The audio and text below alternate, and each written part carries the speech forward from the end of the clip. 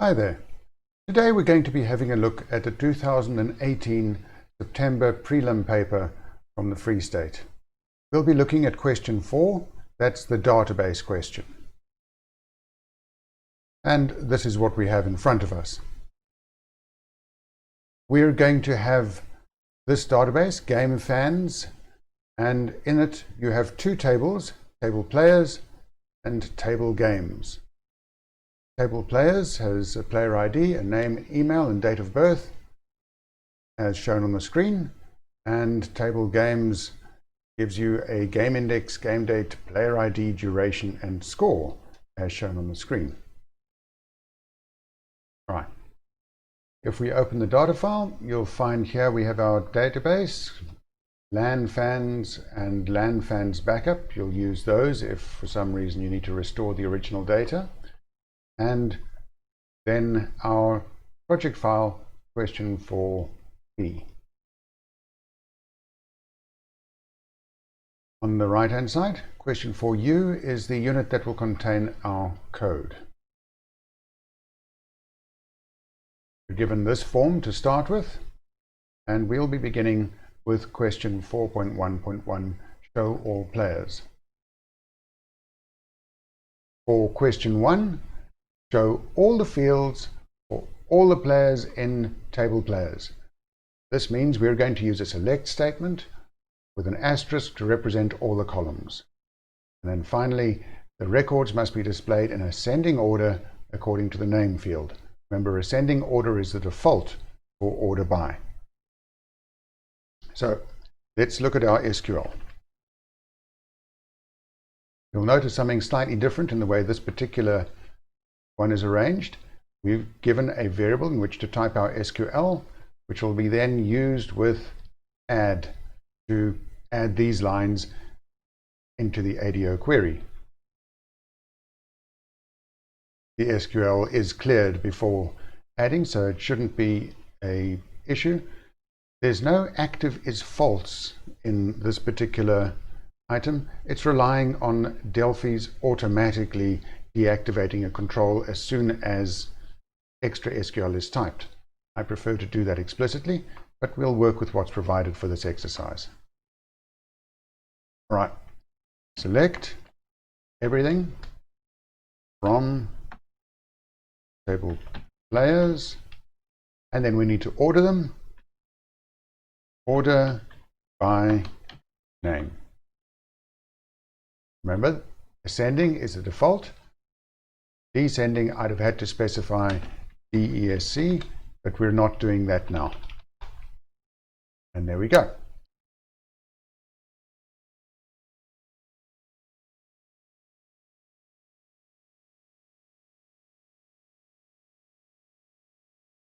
Just to make this clear, we'll follow the same procedure as we've been doing in the other exercises. From Table Players, and the order by.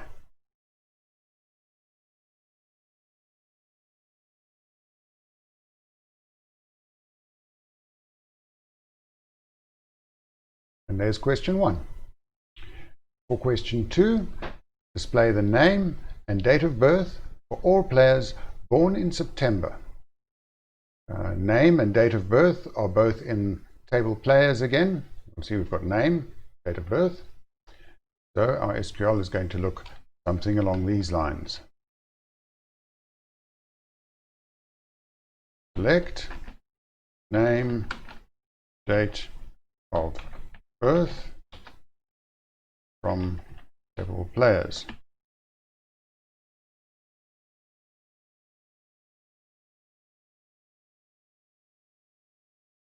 And then we need to filter it according to everyone born in September. So there's a where clause where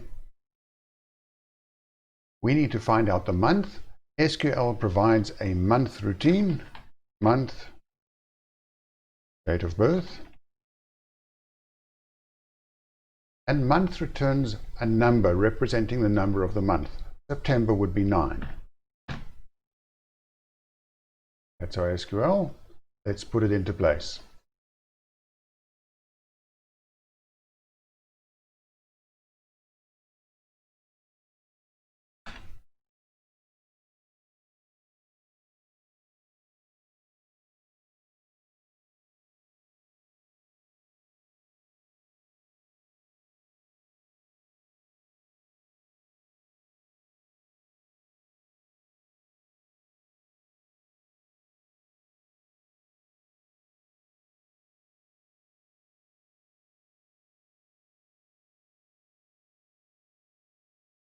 Don't forget the little space at the end of the line if you're doing it this way. Here we go.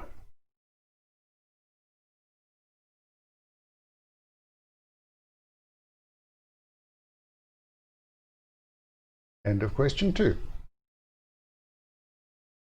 Let's look at question 3.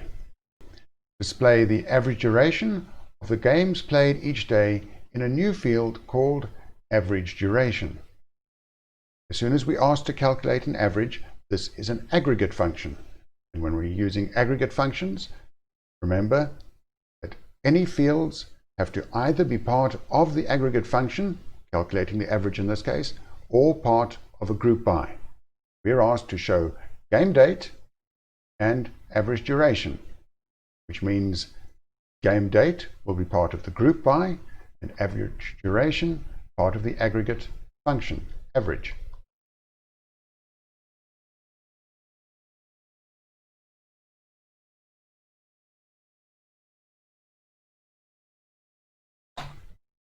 So select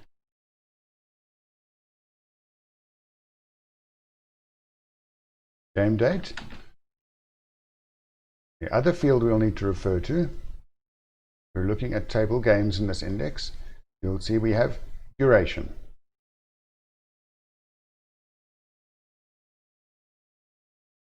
AVG, remember AVG is the function for average in SQL. Duration as average duration. Values must also be rounded off to 1 decimal place. This means this function, that result, must be included inside an SQL round function. Round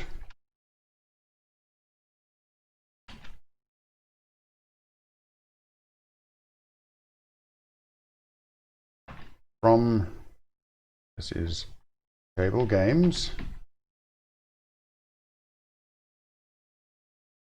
There are no other criteria, but we are going to have to use group by. This field is not part of the aggregate function, so group by game date. There's our SQL.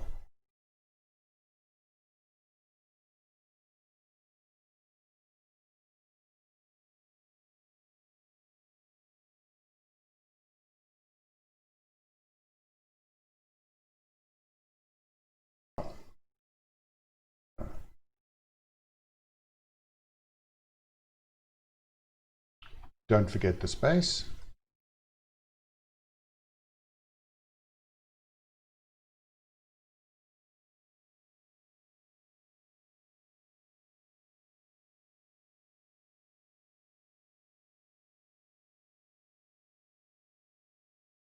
There we are. Question 4. Display the name of the player and the highest score that that player obtained in any game so far. All right, this adds an extra complication. Name comes from table players. Score is in table games. So we are going to have to join these two tables, and we'll be joining them with player ID of table players and the player ID value from table games.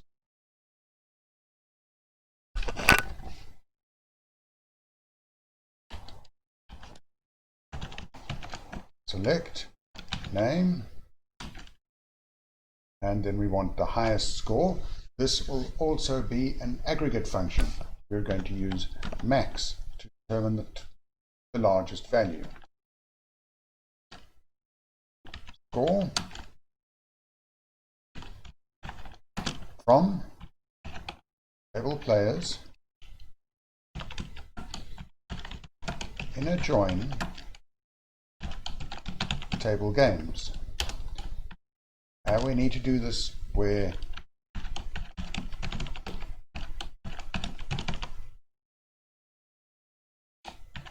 table players dot player ID has the same value as table games dot player ID. Last, because we have an aggregate function, name has to be part of the group by. It's not part of the aggregate function. Group by name. This would make an obvious set of sense as well anyway. You want the maximum score of a particular player identified by a particular name. So the group of names, then the set of values that max will apply to.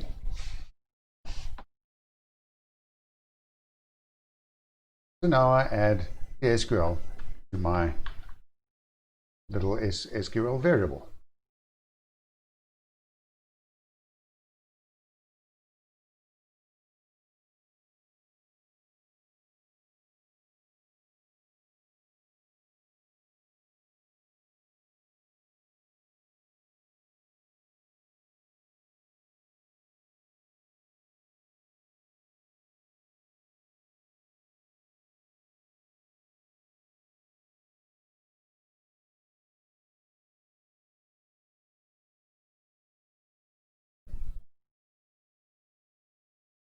And there we go.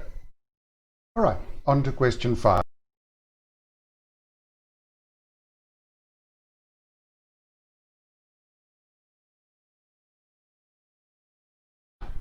This is the last of the SQL questions in this little exercise.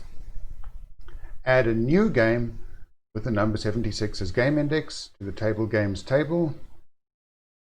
We're given a player ID, a date, a score, and that the game lasted 250 minutes, which means we have values for all the columns in the table.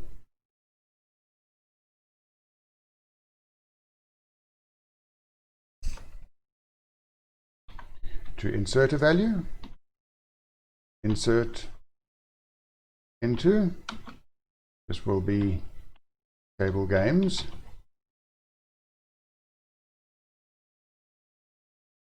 Remember, because I'm inserting values into all the columns, I can leave out the line where I specify the individual columns.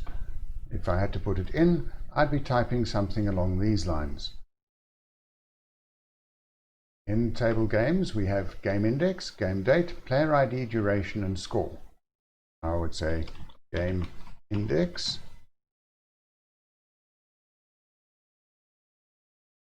player ID,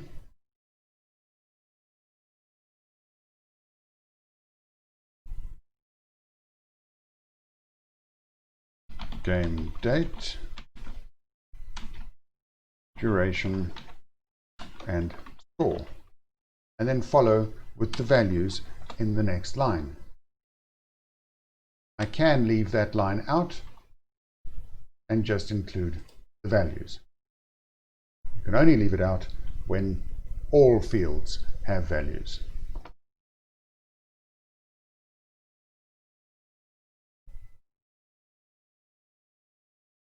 So our game index is number 76, and the date will be the 24th of December 2017. 76, then 2017, 12,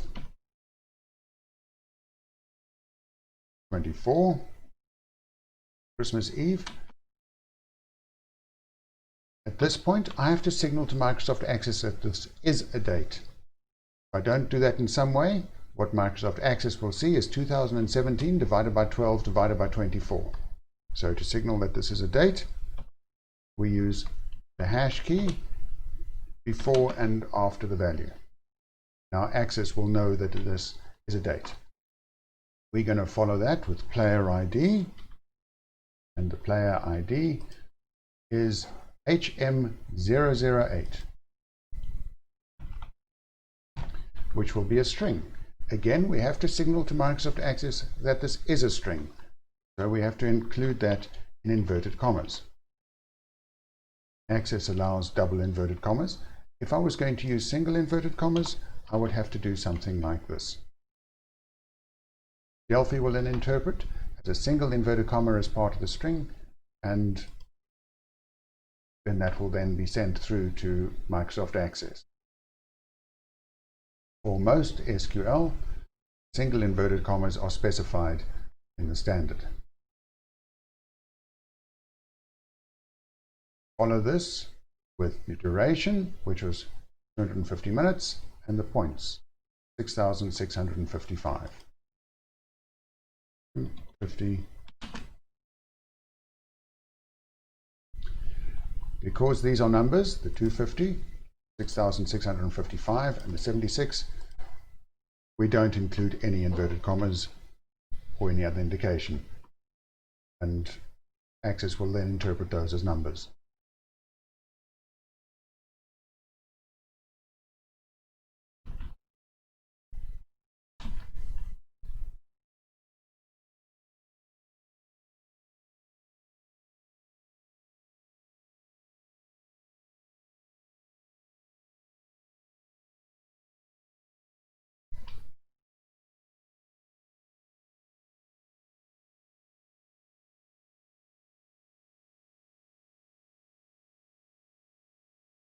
Okay, we assume that this worked.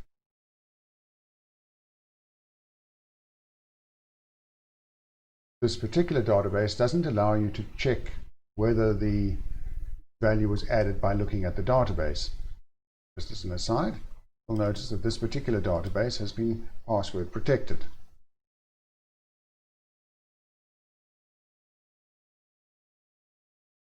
Without doing a listing of the table, we won't know if that has been added successfully just from the code provided. In this particular exercise, the database routines are hidden here inside a little region, and they use the connection here that forms part of this Delphi compiled unit. So we don't have access to the code that actually establishes the connection.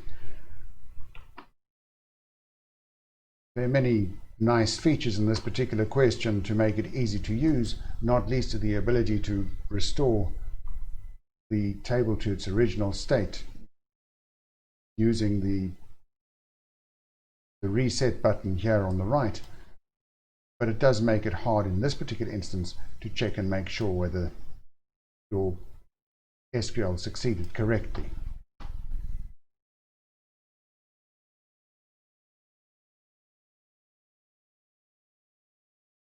We'll have to rely on the fact that this routine show message returned a value specifying that one row was affected, meant that we actually successfully added a value to the table. All right, let's have a look at the second part of this question paper, which uses Delphi Direct Access to access the database. We're going to be working in the second tab on this form now. Here, and there are two buttons: domain users count and change score. Notice no SQL statements. This part of the paper requires us to use Delphi controls to manipulate the database. So, for the first button, an input box must be used to enter an email domain name, such as gmail.com. Then we display the names and email addresses of the players. We use an email address which contains the domain that was entered. Remember, the Delphi database controls give you the option to filter a table. So this works a lot like a where clause. We'll be looking for a value like something or other with gmail.com at the end, or whatever string happened to be entered inside that input box. This is the code we're given. Test domain over here is the string that's going to contain the results of our input box. So domain gets a value from an input box, the caption, message, and default value.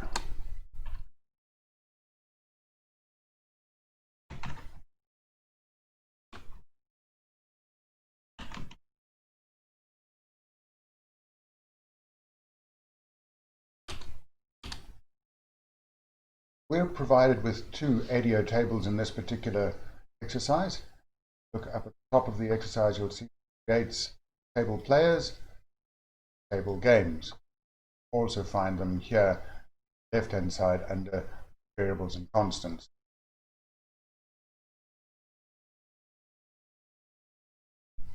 Table players, where we're going to be adding our filter.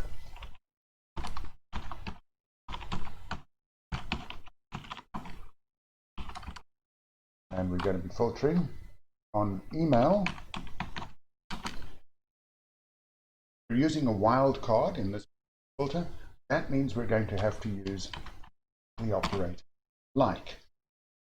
Like, remember, works with wildcards, equals sign does not.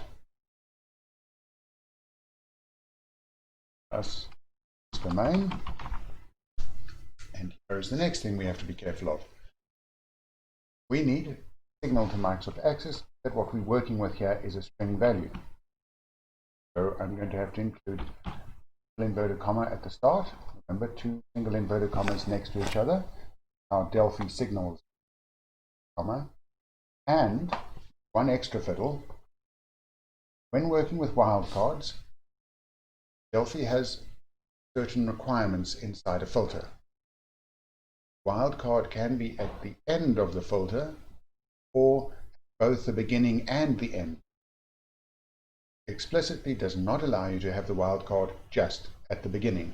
So I'm going to have to add a second wildcard here with closing of the string that I opened just before the first wildcard,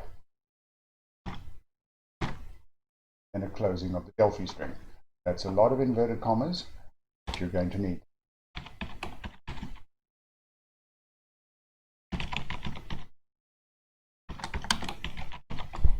Lastly, we make the filter active.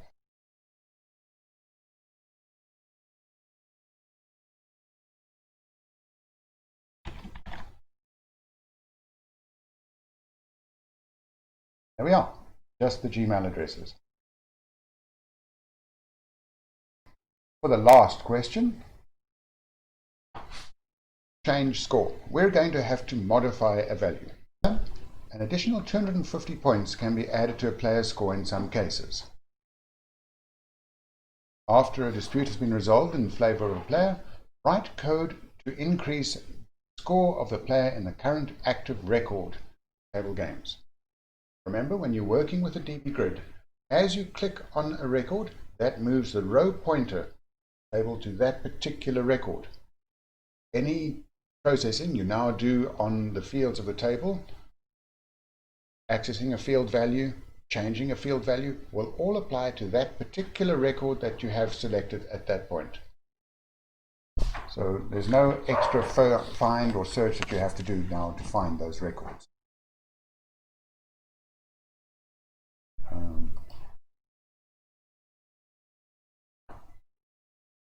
We're working with table games.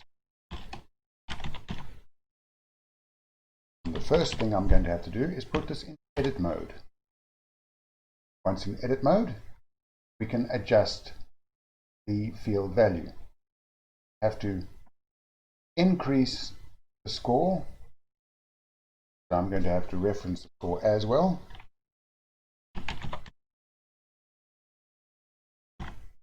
This field, score.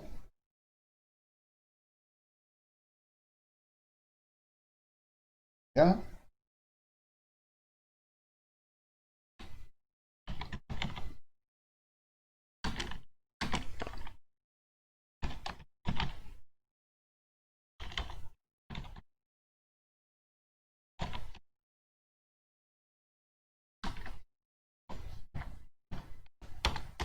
And the last thing we're going to have to do is actually commit this. So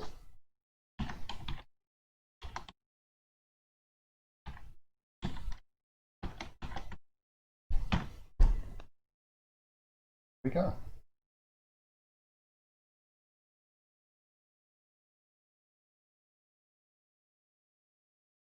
Here is table games. Let's add 250 to this person. All done.